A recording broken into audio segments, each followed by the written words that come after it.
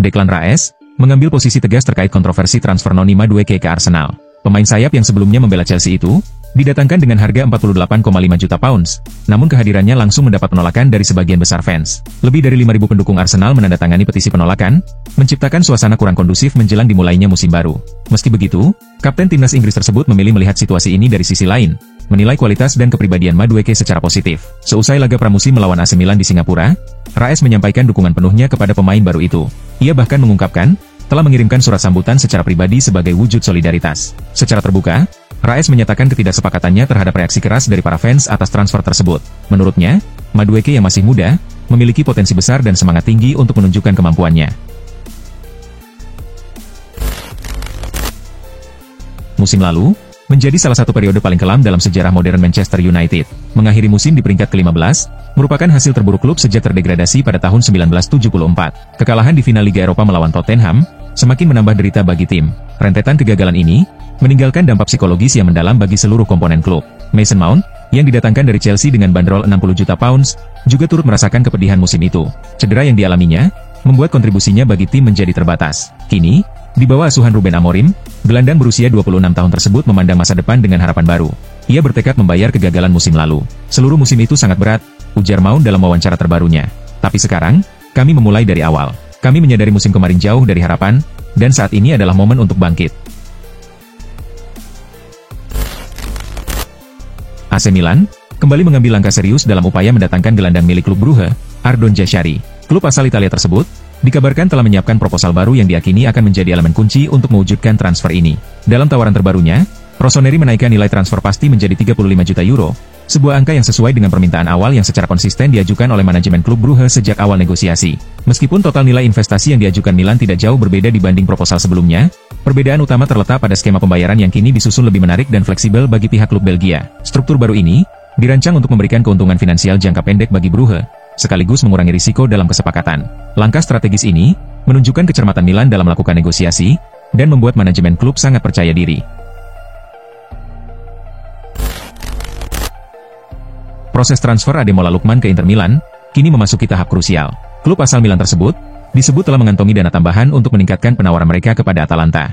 Dana segar ini diperoleh setelah Inter berhasil menjual dua pemainnya, yakni Alexander Stankovic dan Tajon Buchanan, yang memberikan suntikan finansial sekitar 20 juta euro.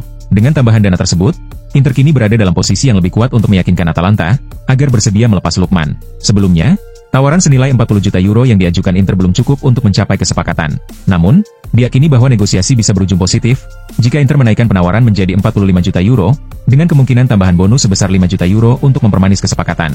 Meski begitu, Inter Milan tidak berniat membiarkan negosiasi ini berlangsung tanpa batas waktu. Klub telah menetapkan tenggat pada tanggal 31 Juli sebagai batas akhir pembicaraan. Proses transfer Jadon Sancho dari Manchester United tampaknya akan segera mencapai titik akhir. Perwakilan dari pihak United dikabarkan telah tiba di Turin untuk melanjutkan pembicaraan dengan manajemen Juventus, sebuah langkah yang menandakan bahwa kepindahan sang winger ke Serie A kian mendekati realisasi. Sancho sendiri disebut telah membuat keputusan untuk bergabung dengan Juventus sebagai tujuan karir berikutnya. Di Manchester United, posisi pemain berusia 25 tahun itu memang sudah tidak lagi jelas, mengingat ia tak lagi menjadi bagian dari rencana utama klub. Selain itu, masa kontraknya yang akan berakhir pada penghujung musim ini turut berkontribusi terhadap penurunan nilai transfernya secara signifikan. Saat ini, proses negosiasi dikabarkan tinggal menyisakan penyelesaian dokumen dan detail administrasi akhir.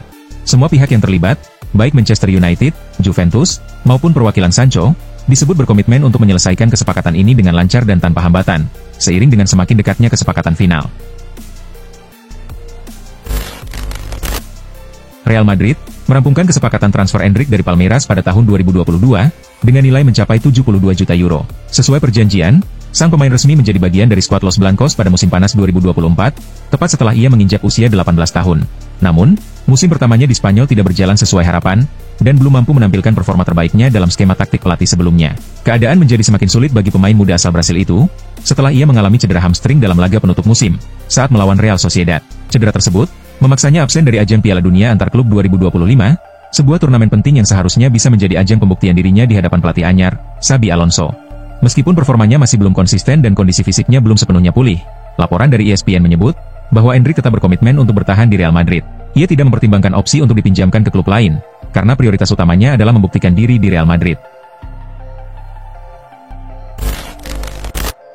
Menurut laporan dari El Equipe, Atletico Madrid saat ini sedang menjajaki kemungkinan merekrut gelandang Stuttgart, Enzo Milot, dalam bursa transfer musim panas ini. Pemain muda asal Prancis tersebut dipandang sebagai kandidat ideal untuk menggantikan Rodrigo de Paul, yang telah resmi bergabung dengan Inter Miami.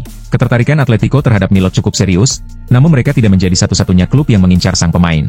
Raksasa Turki, Galatasaray, juga dikabarkan berminat untuk memboyong Milot ke Istanbul.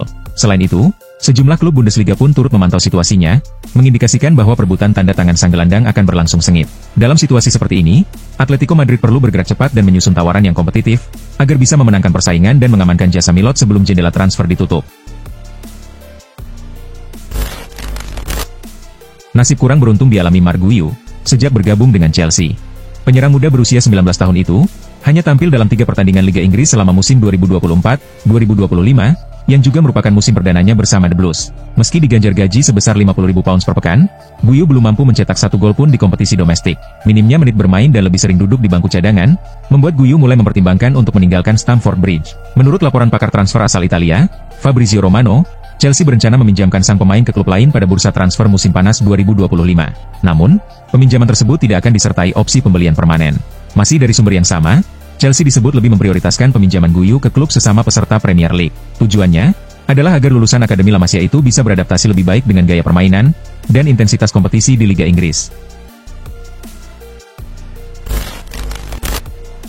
Kabar mengejutkan datang dari kubu Manchester United.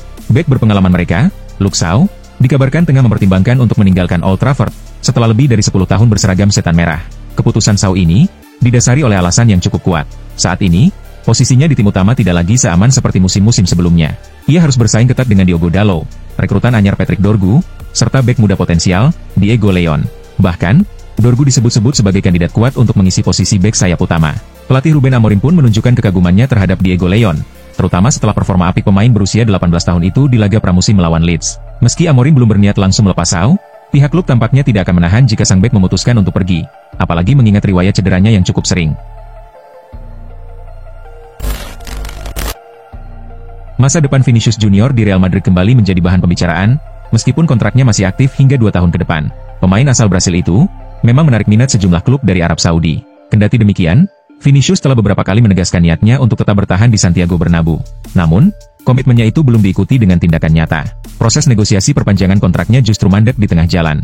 Menurut laporan dari Defensa Central, pembahasan kontrak baru terhambat oleh permintaan bonus dari pihak Vinicius. Ia mengajukan permintaan paket gaji sebesar 30 juta euro per tahun, jumlah yang setara dengan penghasilan Kylian Mbappe, yang mendapatkan bonus besar karena datang secara gratis. Vinicius merasa, kontribusinya untuk klub layak dihargai dengan angka tersebut. Namun, Presiden Real Madrid, Florentino Perez, tidak sependapat. Ia menganggap, permintaan itu terlalu tinggi bagi pemain yang masih memiliki kontrak aktif. Paris Saint-Germain dikabarkan tengah mempertimbangkan keputusan besar terkait masa depan Gianluigi Donnarumma pada bursa transfer musim panas 2025. Penjaga gawang utama mereka itu kemungkinan besar akan dilepas ke klub lain. Langkah ini muncul karena negosiasi perpanjangan kontrak dengan Donnarumma tidak menunjukkan perkembangan berarti dan menemui jalan buntu.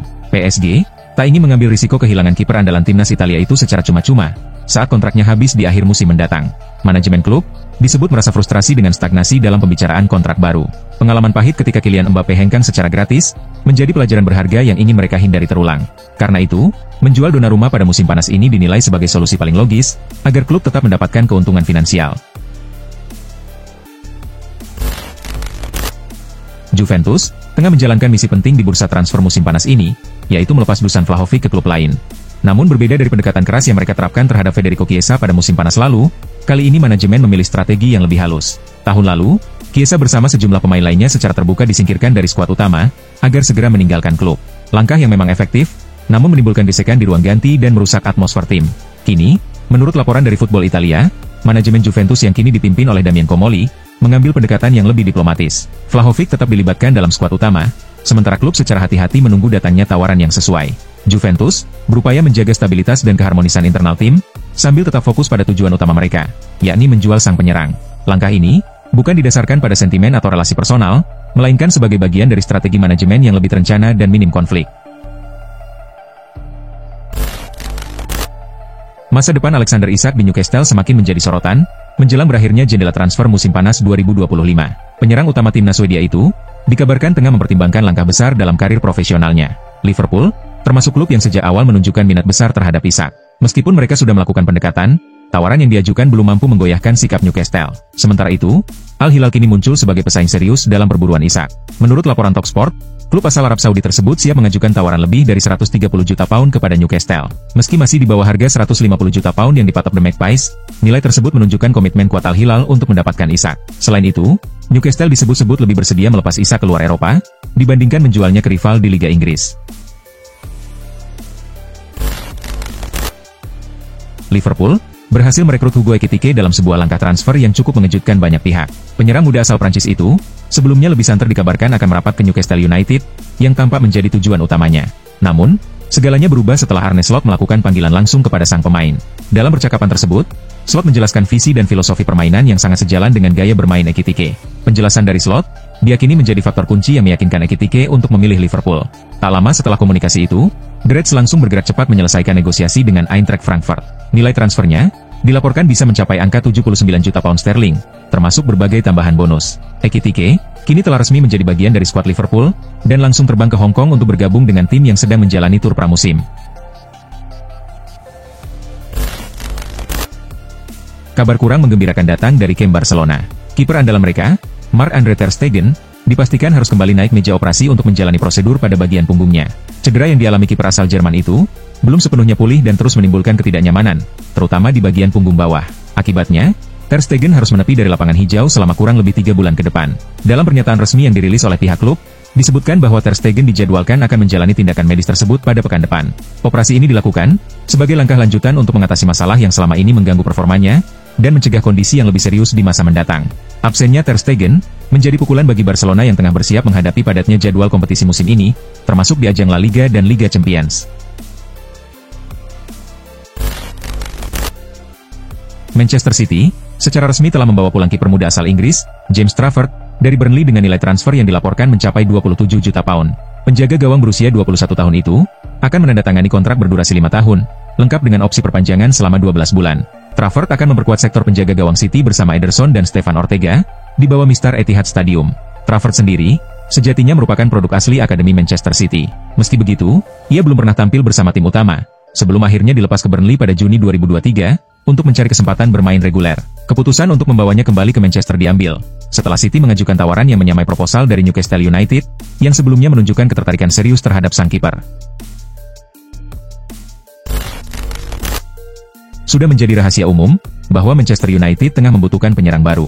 Minimnya produktivitas gol tim musim lalu mendorong manajemen untuk melakukan perubahan di lini depan. Namun, upaya MU untuk mendapatkan striker baru tidak berjalan lancar. Dua incaran utama mereka, Benjamin Sesko dan Ollie Watkins, dikabarkan gagal didatangkan pada bursa transfer musim panas ini. Mengutip laporan dari Manchester Evening News, MU kini mengalihkan fokus pada target lain, yakni Jean-Philippe Mateta dari Crystal Palace. Ketertarikan MU terhadap Mateta memiliki dasar yang kuat. Penyerang asal Prancis tersebut menunjukkan kemajuan signifikan dalam beberapa tahun terakhir, dan menjadi andalan lini serang Crystal Palace dengan catatan gol yang konsisten. Selain itu, gaya bermain Mateta dinilai sesuai dengan taktik pelatih MU, Ruben Amorim, yang membuat sang manajer tertarik merekrutnya ke Old Trafford. Setelah tarik ulur panjang yang berlangsung selama lebih dari sebulan, Arsenal akhirnya berhasil mencapai kesepakatan dengan Sporting untuk mendatangkan Victor Gyökeres ke Emirates Stadium. Proses negosiasi yang cukup rumit itu akhirnya menemui titik terang setelah kedua klub sepakat soal nilai transfer dan detail kontrak pribadi sang pemain. Striker asal Swedia tersebut dijadwalkan menjalani tes medis pada akhir pekan ini, sebagai langkah terakhir sebelum ia resmi diumumkan sebagai rekrutan anyar The Gunners. Gyökeres akan menandatangani kontrak berdurasi 5 tahun, yang menandakan bahwa Arsenal melihatnya sebagai bagian penting dari proyek jangka panjang tim di bawah arahan Mikel Arteta. Tak hanya itu, Gyökeres juga akan mewarisi nomor punggung legendaris 14, nomor yang pernah dikenakan oleh ikon klub Thierry Henry.